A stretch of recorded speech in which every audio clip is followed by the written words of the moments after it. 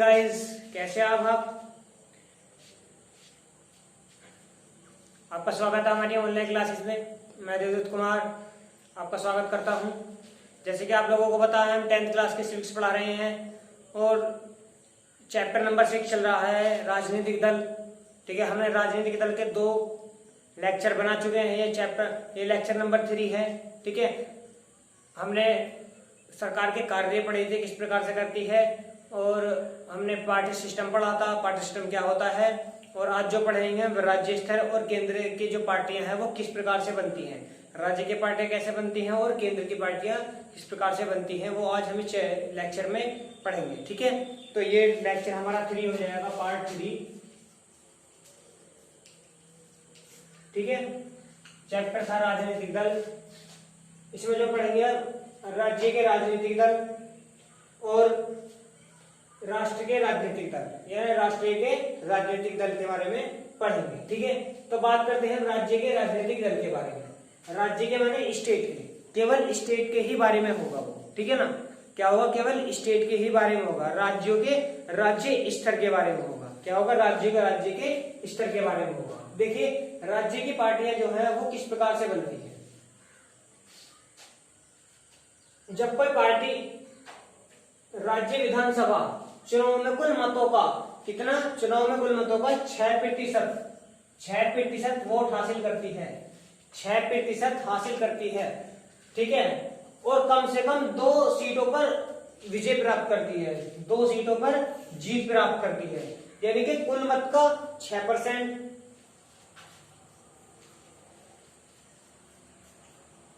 कुल मत का 6% और कम से कम कितनी, 2 सीट, कितनी, 2 सीट।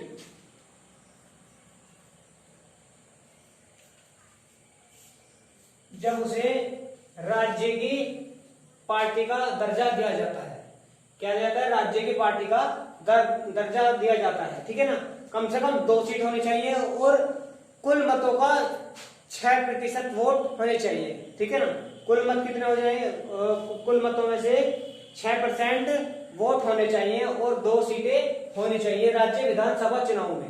ठीक है, राज्य विधानसभा चुनाव में 6% वोट और 2 सीटों पर विजय प्राप्त होनी चाहिए। जब क्या बनता है, आपके राज्य के राजनीतिक दल बनते हैं। ठीक है ना, जैसे आपकी पार्टियां होती हैं, जैसे राज्य की पार्टी, आपकी स्टेट की पार्टीज होती है। स्टेट में बहुत सारी पार्टियां होती हैं। जो भी स्टेट की पार्टी होती है, सबसे पहले उसको ये काम करना पड़ता है, ये शर्त होती है, ये शर्त लागू होती है तो तब वो राज्य की पार्टियां बनती हैं। और इनमें से कोई भी शर्त पूरी नहीं होती है तो राज्य की पार्टी वो नहीं बनती है। ठीक है ना, उसको मान्यता प्राप्त राज्य की नहीं होती है। इनमें से कोई भी, ये 2 शर्त हैं, एक तो राज्य विधानसभा चुनाव में कुल मतों का 6% हासिल होना चाहिए और कम से कम 2 सीट वो जीत चुका हो जब उसे राज्य का दर्जा मिला जाएगा। ठीक है, तो ये थी राज्य की बात।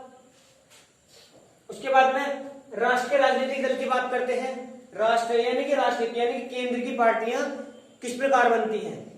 ठीक है, केंद्र की पार्टियां किस प्रकार बनती है वो देखते हैं। देखिए, केंद्र की पार्टी बनने के लिए 3 शर्त होनी चाहिए। 3 शर्त जो है वो पूरी होनी चाहिए, जब भी क्या होता है, वो राष्ट्रीय की पार्टियां बनती हैं। पहली शर्त क्या है, उस राजनीतिक दल की 3 अलग अलग राज्यों की लोकसभा में 2% की सीट होनी चाहिए। 2% क्या होनी चाहिए, सीट होनी चाहिए, यानी कि 11 सीटों में से 2% सीट होनी चाहिए। ये ठीक है ना, 2% माने 4 सीटें तो होनी ही चाहिए। ठीक है, ये था तुम्हारा पहली कंडीशन। उस राजनीतिक दल की 3 अलग अलग राज्यों की लोकसभा की 2% सीट प्राप्त होनी चाहिए। क्या होनी चाहिए, 2% सीट प्राप्त होनी चाहिए, पहली शर्त ये। और जो ये पहली शर्त लागू करती है बहुत अच्छी बात है, लेकिन हमें क्या करनी है, तीनों शर्त लागू करनी है जब जाके हमारी राष्ट्रीय की पार्टी बनती है। दूसरी शर्त की बात करते हैं। लोकसभा या विधानसभा की किसी भी आम चुनाव में उसे राजनीतिक दल को 4 राज्य की कुल मतों की 6% और लोकसभा की 4 सीटों पर जीत प्राप्त होनी चाहिए। ध्यान से सुनिए, लोकसभा या विधानसभा के किसी आम चुनाव में उसे राजनीतिक दल को 4 राज्यों की कुल 6% वोट चाहिए और विधानसभा की किसी लोकसभा के किसी भी आम चुनाव में 4 सीटों पर विजय प्राप्त होनी चाहिए या जीत प्राप्त होनी चाहिए, जब जाके क्या होती है, राष्ट्रीय की पार्टी बनती है। ये पॉइंट नंबर 2 था। मैंने 3 शर्त बताई थी, 2 शर्त होनी चाहिए, ये 2 शर्त लागू है तो पार्टी बनेगी। अभी एक तीसरा शर्त और देखते हैं, और जो तीनों शर्त लागू होती है तो पार्टी बनती है, अदरवाइज नहीं बनती है। उसके बाद तीसरी शर्त है, किसी राजनीतिक दल को 4 राज्य में सरकार प्राप्त होनी चाहिए। क्या होनी चाहिए? किसी भी 4 राज्यों में, हमारे भारत में किसी भी 4 राज्य, हमारे भारत की बात करते हैं, किसी भी 4 राज्यों में वहां पर उसके राज्य स्तर पर क्या होनी चाहिए? सरकार होनी चाहिए, जब उसको क्या मिलता है? राष्ट्र का दर्जा मिलता है। ठीक है, ये 3 शर्तें, अगर इन तीनों शर्त पर पार्टी कोई भी लागू पार्टी ये शर्त पूरी करती है, ये तीनों शर्त पूरी करती है, तो वो क्या बनती है? वो राष्ट्र की पार्टी को मान्यता प्राप्त हो जाती है। ठीक है, दोबारा से देखते हैं, राष्ट्र के राजनीतिक दल, इसमें 3 शर्तें होती हैं। पहली शर्त, उस राजनीतिक दल की 3 अलग अलग राज्यों की लोकसभा की 2% सीट प्राप्त होनी चाहिए, पहली शर्त। दूसरी शर्त, लोकसभा या विधानसभा की किसी आम चुनाव में उसे राजनीतिक दल को 4 राज्यों के कुल मतों में से 6% मत और लोकसभा की 4 सीटों पर जीत प्राप्त होनी चाहिए। शर्त नंबर 3, किसी राजनीतिक दल को 4 राज्यों में सरकार प्राप्त होनी चाहिए।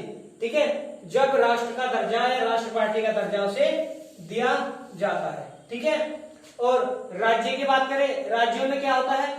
जब कोई पार्टी विधानसभा चुनाव में कुल मतों का 6% हासिल करती है और कम से कम 2 सीटों पर विजय प्राप्त करती है, जब उसे राज्य की पार्टी घोषित किया जाता है। जब उसे क्या किया जाता है? राज्य की पार्टी घोषित किया जाता है। ठीक है ना। और राष्ट्र की पार्टी के बारे में आप सुना, इनमें ये शर्त होती है, जो ये शर्त लागू होती है, ये शर्त कोई पार्टी करती है तो जब उसे राज्य और राष्ट्र की पार्टी का दर्जा दिया जाता है। ठीक है, तो आज के जो हमारा लेक्चर था वो राज्य के और केंद्र के ऊपर ही था। ठीक है, राष्ट्र के ऊपर था कि राज्य की पार्टियां किस प्रकार बनती हैं और केंद्र की पार्टियां किस प्रकार बनती हैं।